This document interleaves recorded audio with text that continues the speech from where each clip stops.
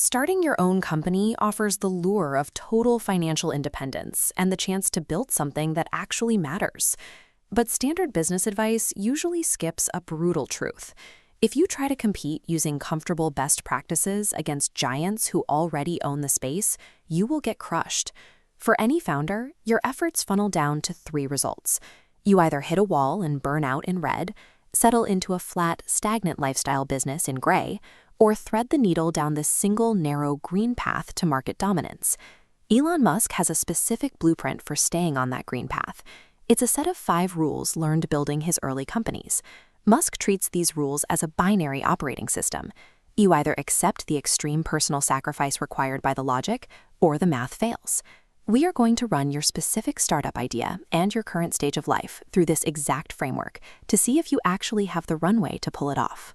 Adopting this model means trading away traditional work-life balance and baseline comfort for sheer brute force competitive advantage.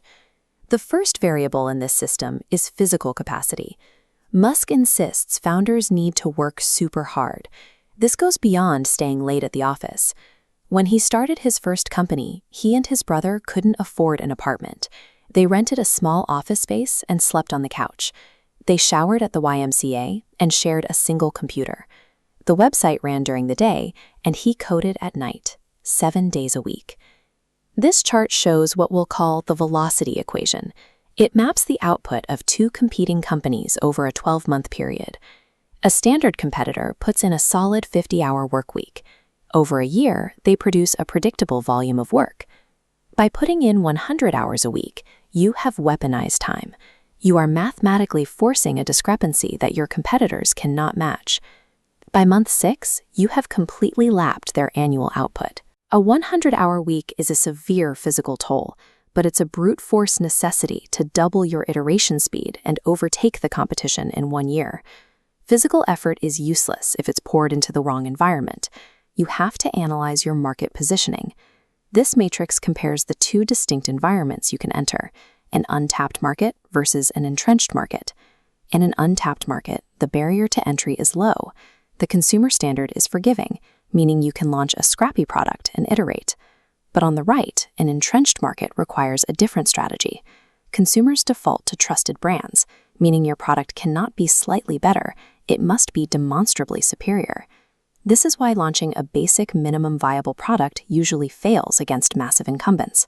The minimum threshold for their customers to even notice you is extremely high. This flowchart illustrates the signal versus noise audit. It shows how a startup affords to build a superior product. Every dollar of capital faces a single question: does this make the product better? Noise includes anything that doesn't improve the actual service. Spending early capital on advertising or a fancy office is a lethal mistake. Signal is the product itself. Every dollar must be redirected into engineering, design, and manufacturing. Look at Tesla. They refused to spend money on traditional advertising. Every cent went toward physical R&D and manufacturing to ensure the car sold itself. Any expense that doesn't make your product demonstrably better than the competition is bleeding your runway dry. Stop those efforts immediately.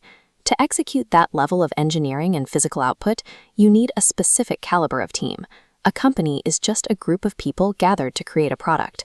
Your primary job is to be a magnet, pulling in highly talented, hard-working individuals and focusing them in a single, cohesive direction. This sliding scale evaluates the final variable, your risk threshold.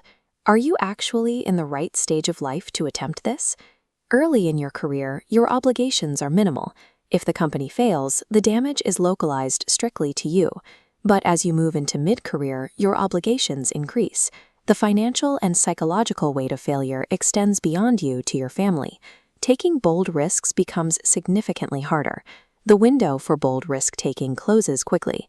It is mathematically safer to do something massive now before failure carries the weight of a mortgage and your children's future. Musk's model is an ecosystem of extreme inputs. It demands a specific type of founder operating under specific conditions. This is the Musk Viability Scorecard. Let's grade your current strategy. First, you must possess the unencumbered risk profile necessary to fail without causing collateral damage to others. Second, you must be physically willing to maintain a 100-hour work week to lap your competitors. Third and fourth, you must have the magnetism to attract an elite team and the technical focus to build a product that is demonstrably superior to current market leaders. If you meet all four criteria, you are positioned to attack a massive, established market and dominate it. But if you are at a stage where you require comfort and stability, or if failure would hurt your family, this path will break you. If you don't fit these criteria, do not play Musk's game. Pivot your strategy to target a completely untapped niche, or wait until your life's risk profile aligns with your ambition.